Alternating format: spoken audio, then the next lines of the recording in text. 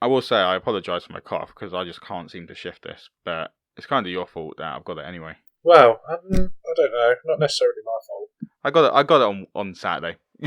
I don't know who you would have picked that off from because, like, No, I mean, there's only one other person that's got it, I know. and I was I don't understand how. sat next to you both quite well on the minibus, and It makes no sense. I went to see my nana on the day we got back, and now she's tested positive for it, but my mum thinks she tested positive because loads of people have it in her home before she came. So it's not super spreader Charlie. No, I did feel guilty because I was like, oh no, I hope I didn't. Because I felt slightly unwell before I went, and then I was like, Oh really? but not like massively, not like just. Is she alright though? Oh yeah, she's alright. Yeah, Most people are now, to be fair. Yeah, she's had That's what's so annoying about it. all her jabs and things, but she was meant to have a fourth. Is it fourth? We had 3 jabs. Yeah, some people are having 4 jabs, aren't they? Yeah, so she was meant to. Obviously, now she'll have to wait for that. But I don't know if we'll end up getting. I don't know. Who knows? But Me before you. yeah, you've had it. Goes. You've had it twice now, haven't you? Yeah, it's my second COVID. Yeah, I keep saying to Lauren, I don't know. I've not got it again, but I don't know. But then your Lauren's never. Yeah, my wife has somehow, both me and my child both tested positive, and yet somehow she hasn't, and it makes no sense. It's a strange one. I was just thinking as well, we might have to distinctive me and Lauren from my Lauren to your Lauren. No, I like the idea of it just being Lauren's. Just always refer to him as Lauren. And people are like, have they got the same wife? Is he engaged to his wife? Just to confuse things. Yeah. Yeah. God, when these episodes go out, you might be married by then. Could be. Well, it's 2 months. Yeah, it's less than 2 months. Like less than 2 months. Very a few soon. days. That scared me a little bit actually. That has actually scared me a little bit. There's just so much. I need to start. I started writing my speech about a month ago. Yeah. And I've not done anything since. I've just left it. I've got to tell you, this is bigging myself up, but it was honestly like the best moment ever because I wrote the best opening line to a joint best man speech ever. Okay. In my opinion, it went down brilliantly. Yeah. And I only thought of the line. Like, we got the whole speech written and we sat at the table during the wedding breakfast. Yeah. And main course comes out. I was like, holy shit, I've just come up with a brilliant opening line. Mm. So I speak to the other best man, Matt, and I was like, we've got to change it. And I tell him it was like, yeah, that's pretty good actually. That needs to go in. Yeah. So the groom introduces himself and then says, right, now I'm going to hand over to the best men and everything. And comes down to us. Matt moves from where he is on the table. We're not at the front because there's 2 best men and it was quite a small wedding. So he moves to the side so that everyone can see him. Yeah. Meanwhile, I'm just sat on my seat still, so it looks like he's the only one. We had pre-warned the groom as well, not to sort of like introduce us per se, because technically there was 3 and we had a slight gag. Yeah. With the third one not being there, so it's like try and leave out the fact of our names and all that because we've got jokes there. But anyway, so Matt goes to the front in front of everyone. It's like, hi, my name's Matt. As Tom's alluded to, I'm one of the 3 best men. There has been some confusion here though, because I hope everyone can hear me. I did ask for a mic, and then I just slowly stand up, and I was so pleased with it. Did it get some good laughs?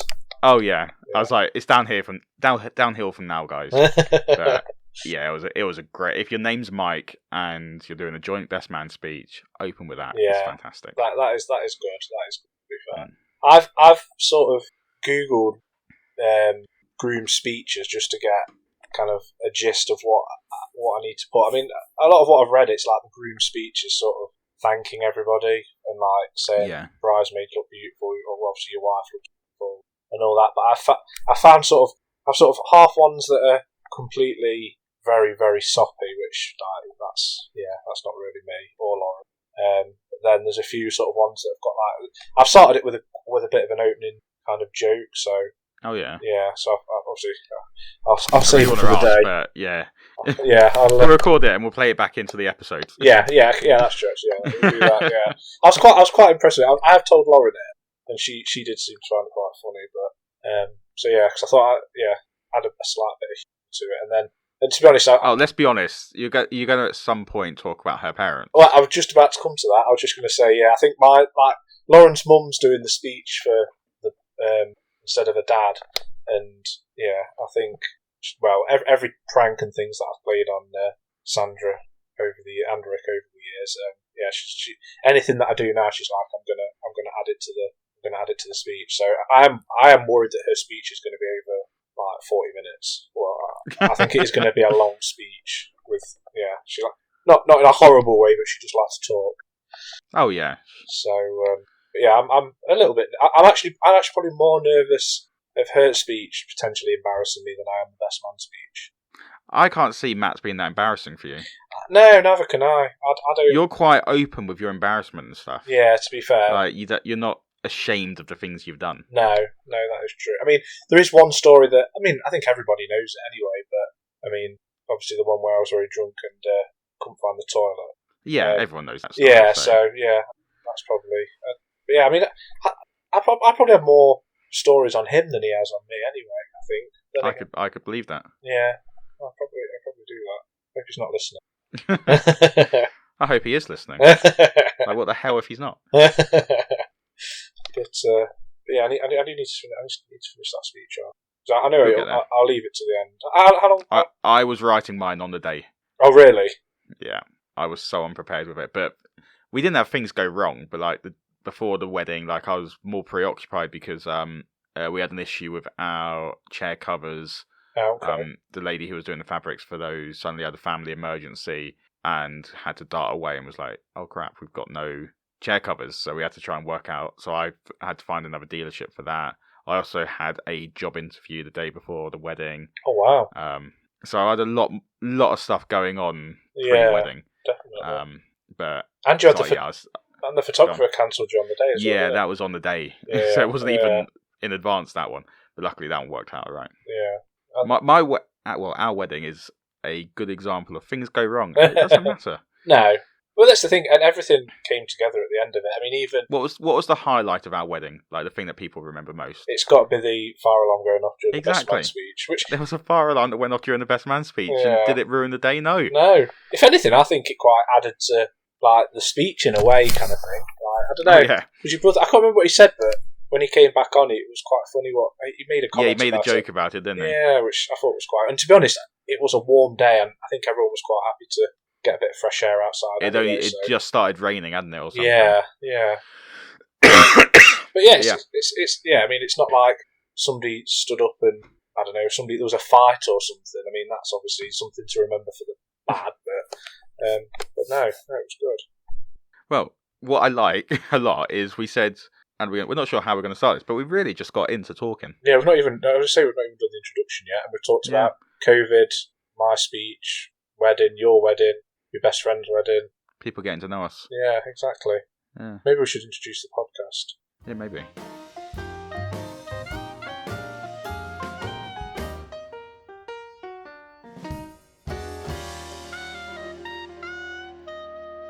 Hello, and welcome to the No Format podcast with me, Michael. And me, Charlie.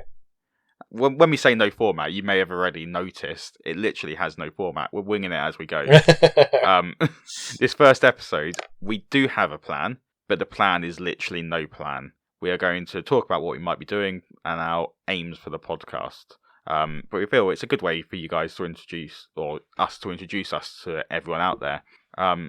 You ready to host your first ever podcast, Charlie? Not really, no. But since I'm with you, Mark, the expert, I feel expert. I've had like hands. 40 episodes, I think, something like that. That's 40 episodes more than me. But you've got the, I don't know, like even when you did the last podcast, could tell not that you were like awful at the beginning, but as the podcast went on, you kind of, I don't know, you find your rhythm a bit, don't you? Yeah, you get into the swing of it, and you realise that you're talking to people out there as well as obviously you in this scenario. Yeah. You're talking to you, but you've also got to make your whole conversation be aware for everyone else. They can't just be out of context, which for those people who don't know the context, I did host another podcast called the Mammon Podcast.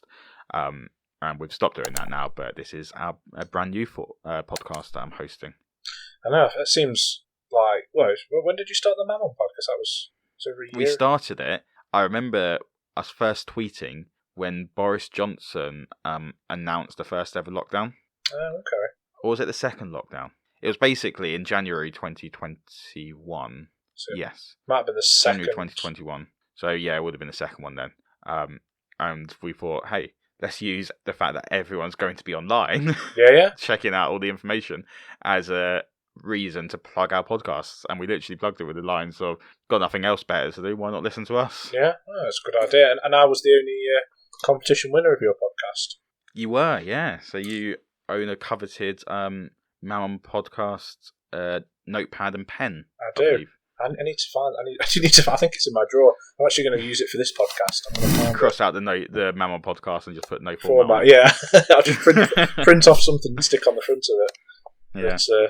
But yeah, I mean, as the idea for the podcast, as Mike was saying, as we say, there is no format, but we were going to, a suggestion, which I sort of mentioned to you, Mike, was doing a sort of drawing a topic out of a hat. Yeah.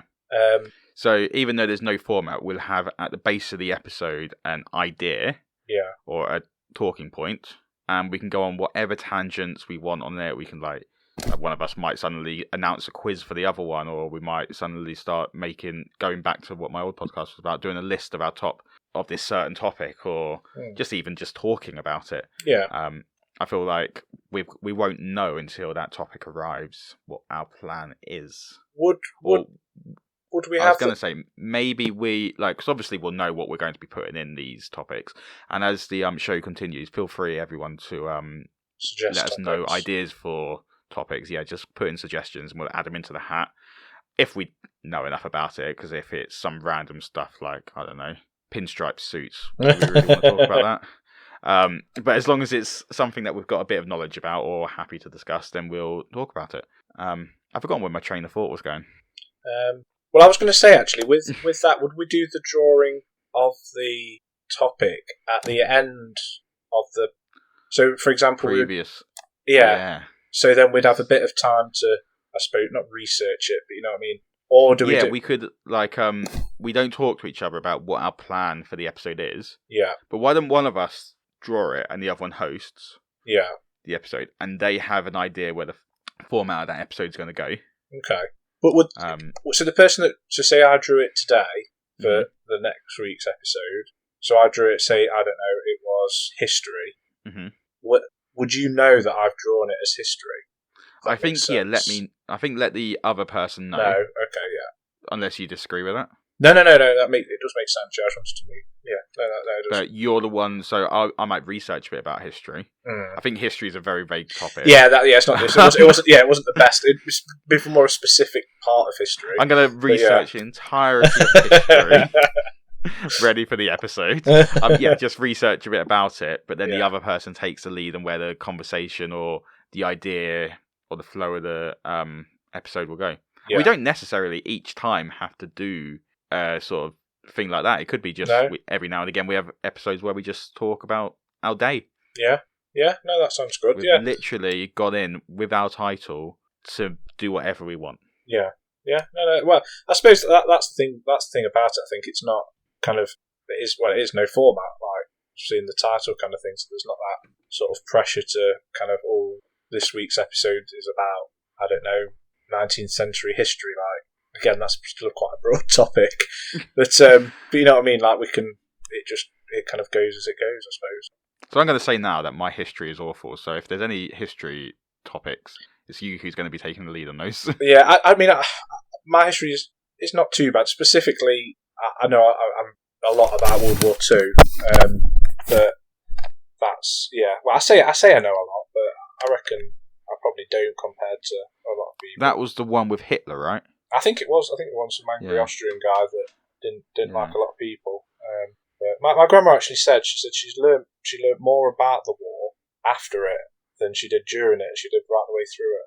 Well, I suppose that sort of makes sense, especially in the era where the information wasn't as there. Because I was talking to my dad actually about, we won't get too deep into these sorts of topics, but I was talking to my dad about the Ukraine war at the moment. Yeah. And he was saying it's the worst I've ever seen it, which may well be true. But I was just saying, but don't you feel as well, we know more about it because of the information that's out there? You can't turn something on without knowing about it. Oh, Whereas back in the days, obviously, you didn't have your mobiles and you didn't have the access to the media as much as you do now.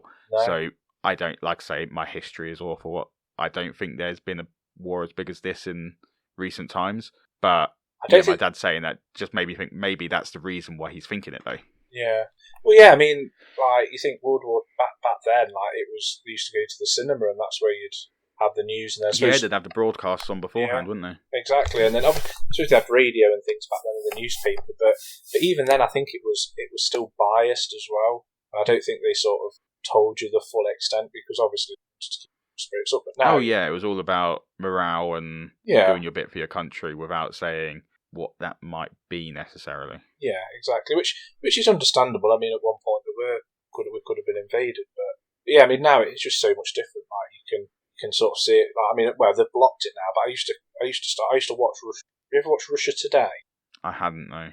You can't. Well, they've blocked it all now because of the sanctions, but it's like Russian state television. But they used to have a channel over here. It's been over here for quite a few years now. But when the war first started in Ukraine, I sort of started watching that because theirs is obviously it's state-run media, so it's very biased. Everything, you know what I mean? There's nothing Ukraine are bad and they're evil and everything.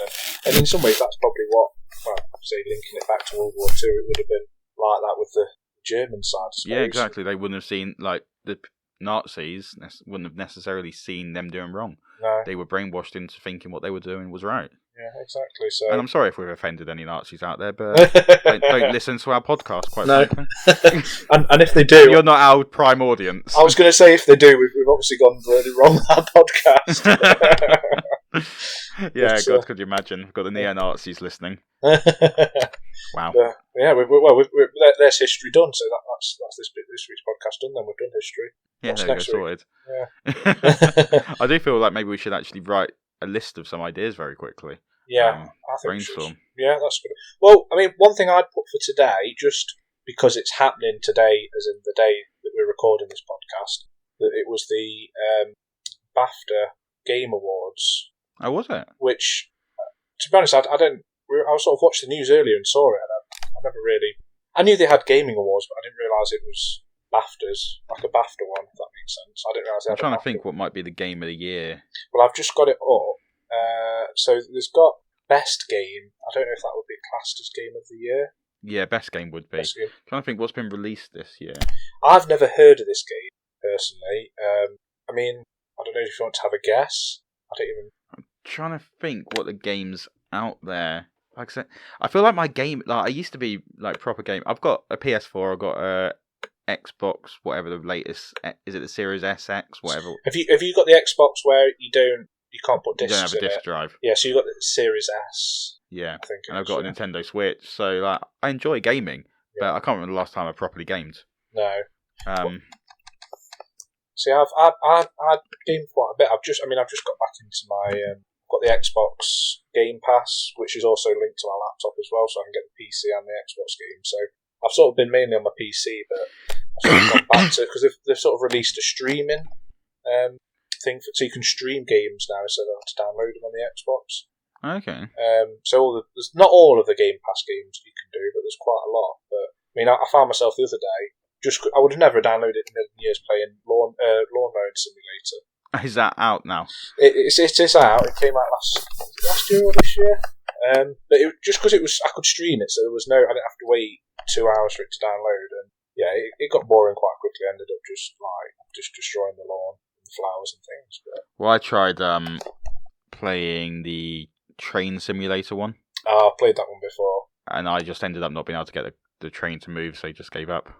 It's so complicated. Like you just think, you press a button to go and a button to stop, but you have to put it into like a gear and and it's like all the gears. They're not just 1, 2, 3, 4. Like confused the hell out of me, so I gave up. It's not. I like Flight Simulator. That is a guilty pleasure. But yeah, a lot of the other simulator games. I mean, there's everything. There's Forklift Simulator. There's Crane Simulator. Like, it just goes too much. But yeah, there's a lot of simulator games out there. There's a lot of simulator. But back to the best game. Did you want to have a guess? I have accidentally found out what it is, and I never would have guessed what it was.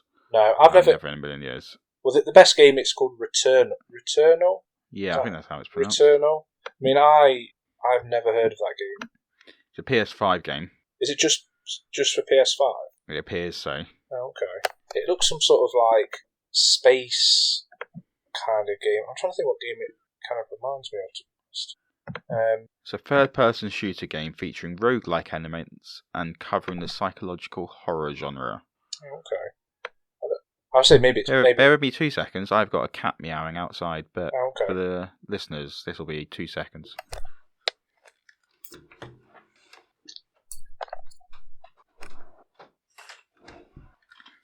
Sorry about that. Where were we? Describing the Returnal. Yeah, so it was a psychological horror genre game. Okay. But then I say maybe it's because it's for PS5. Maybe that's why. Yeah. Not so only PS5. Yeah, only PS5. What about? So what was nominated? What was nominated? What for the best game? Yeah. So we've got debut game, best game. So best game. So there was Deathloop. Yeah. That one. That's where you sort of die and revive and go back to the beginning and stuff like that. Okay. Forza Horizon 5. I actually played that the other day.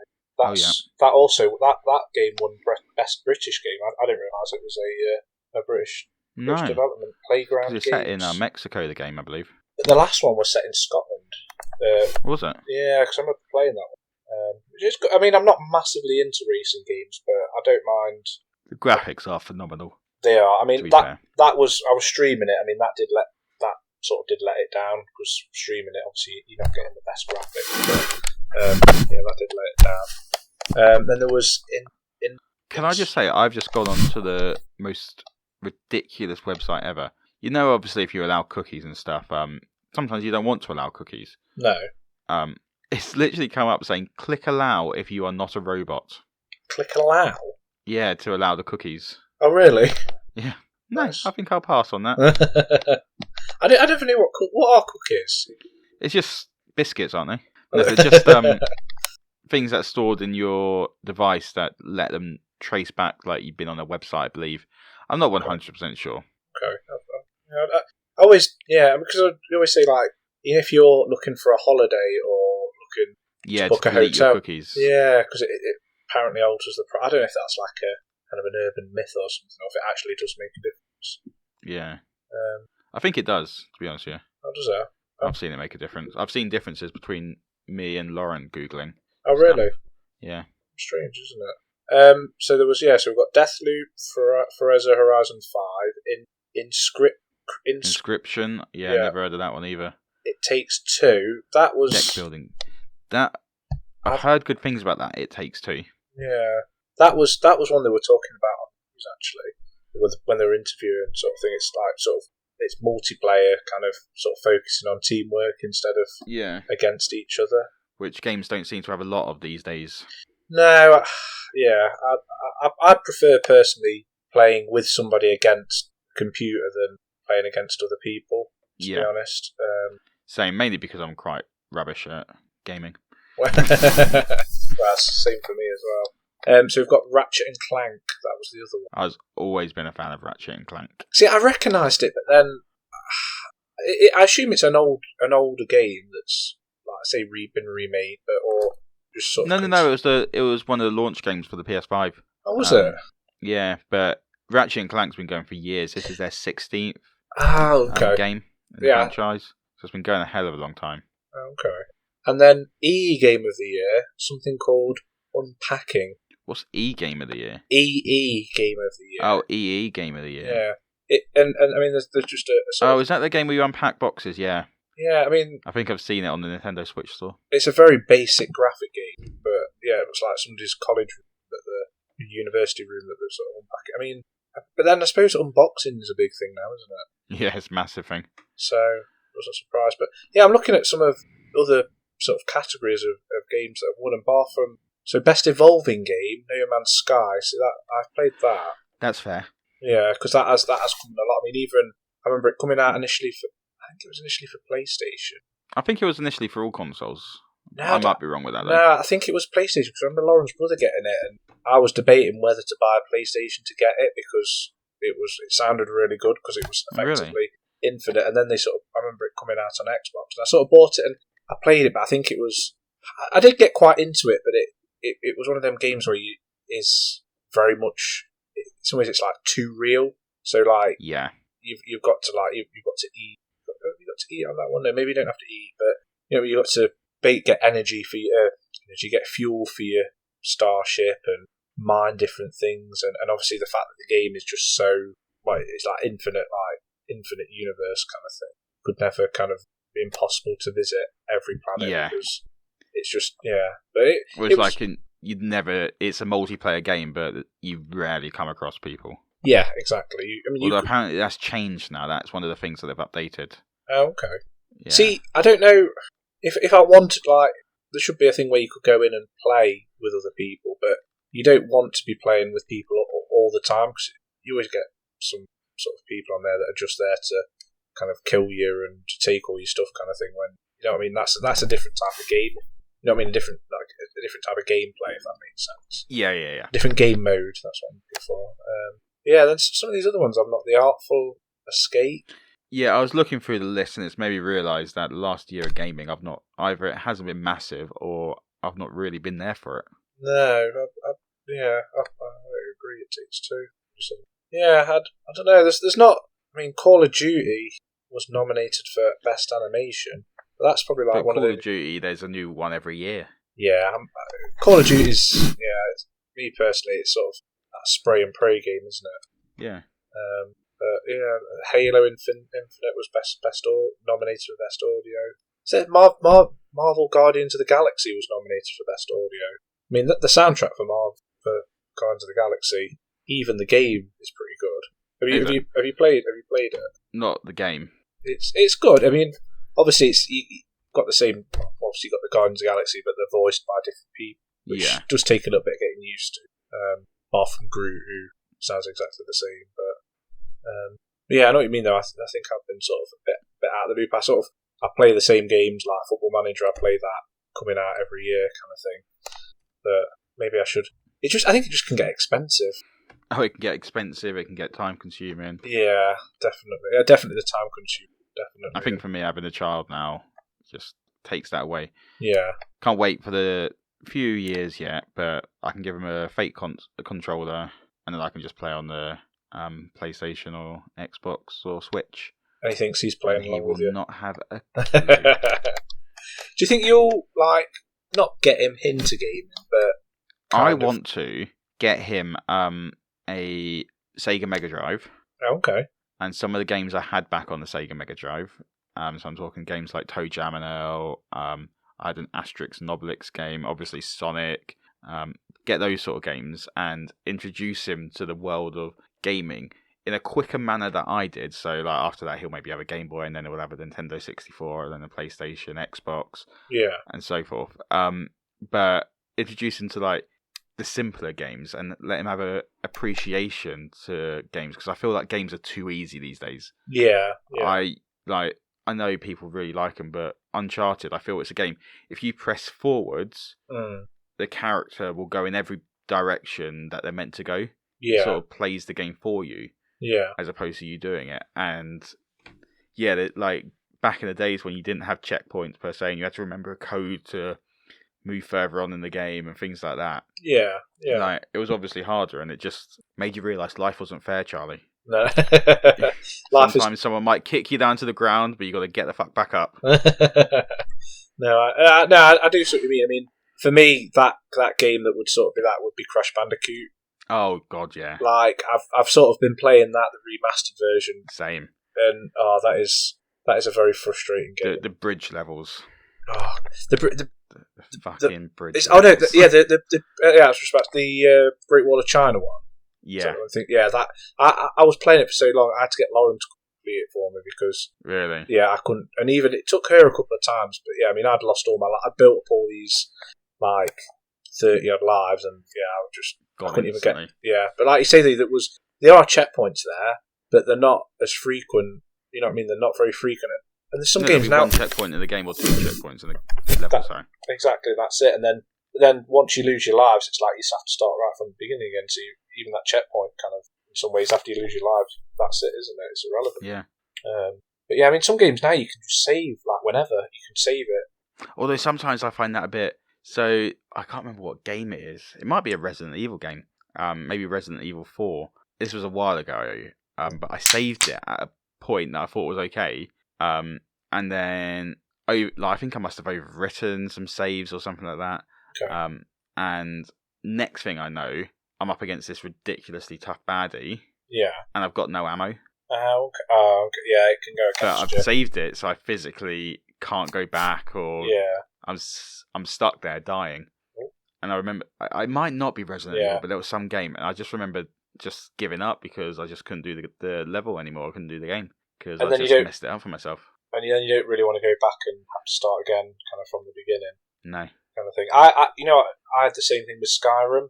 I think it was I must have maybe 10. Have you ever completed Skyrim? Because I've had Skyrim on 4 consoles and I've never completed it. But is it a game that you can complete, as per se?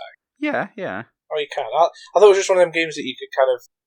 I assume there's like a main story quest that you can complete. Have you not really been following the story quest of being a Dragonborn? Well, I'd sort of start. Well, yeah, I think the Dragonborn bit, and then it was such a long time ago. But again, I got to that point where I think I'd been following the story and I'd saved it just before fighting.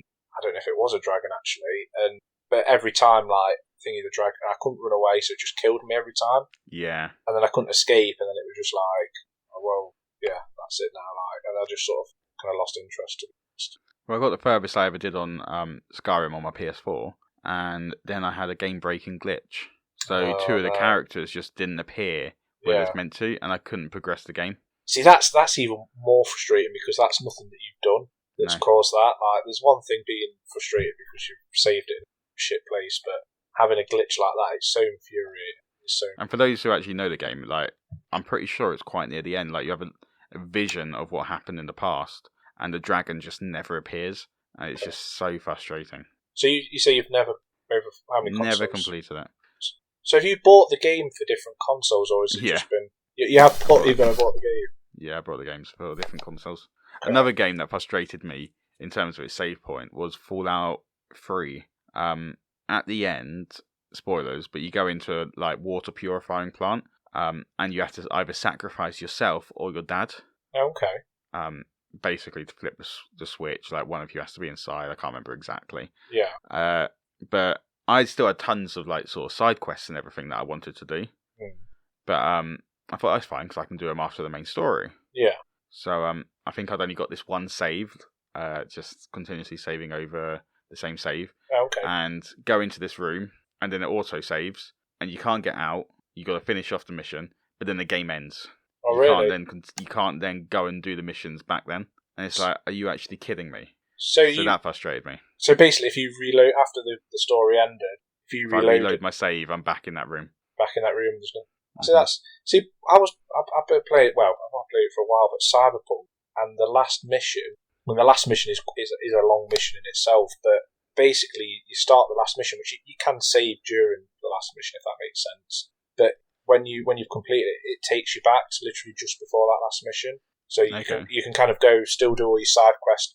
Plus you've gained all your XP and additional weapons that you've. So it's like a Games Plus version sort of thing. Yeah. Which I thought was quite good. Yeah, it's how games should be. And you can play in the last mission on this one. It's I don't want to give any spoilers away, but there's different ways you can do it. So you can actually go and play the last mission again and play it completely different to how you played it before, which is quite good. So them games are quite good. I enjoy big open world games. Yeah, I'd say they're my favourite. Sort of like your Skyrim and things. But I think sometimes if it's too big, I think I get a bit. What's the word? It can be a bit daunting. That makes sense. It can be, and sometimes because of all the side quests, this is my biggest criticism of it. Because of all the side quests, you lose track of what the actual main story is. Yeah, exactly. You lose track of the side quests because you got so many going on. You're like, is this related to that one? And then all the characters look alike as the same. Yeah. So yeah. See, I tried what game? I think it was the last Assassin's Creed game, Valhalla. Which I was like, right, I'm not just going to do, because normally games I just blast through the story and then that's it. And then once I've completed it, it's like, I can't really be bothered with the side quests.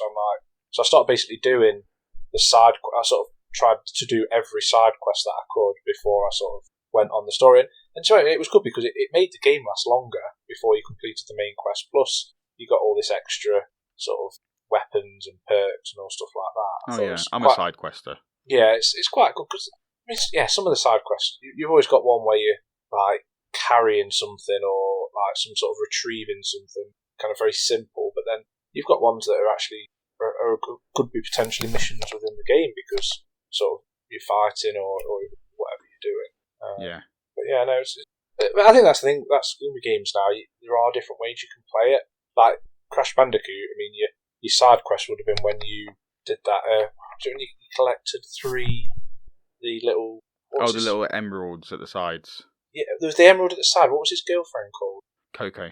There was the 3 little little things of a head, like little hovering. Yeah, and then you got to go to another level or something, didn't you? Yeah, and you could get like the extra apples and lives and stuff like that. But I suppose that would have been maybe sort of the first kind of side quest in the game. But yeah, it was more what's the word? Collectibles. Yeah, that's probably what more it is. But yeah, no, I think open world games are better. What do you reckon? Do you think that the first open world game was? It would have been a Elder Scrolls game potentially. They were quite wild, but then you had those big adventure text games, didn't you? Well, there was one. The first I sort of googled it just out of curiosity. So the first open world game was Jet Rocket. Never heard of it. A video projection arcade released by Sega. I would guess what year or decade it's from. 90s. No, earlier. Really? 80s. Earlier than that. Well, 70s. 1970. It was released in 1970. And that was an open world game. It was the most first 3D open world game was Sega's video projection arcade. Oh no, see now. Oh no, that's saying no. Jet Rocket 1970 to something called High Diddley. It's a flight simulator. Oh, is it?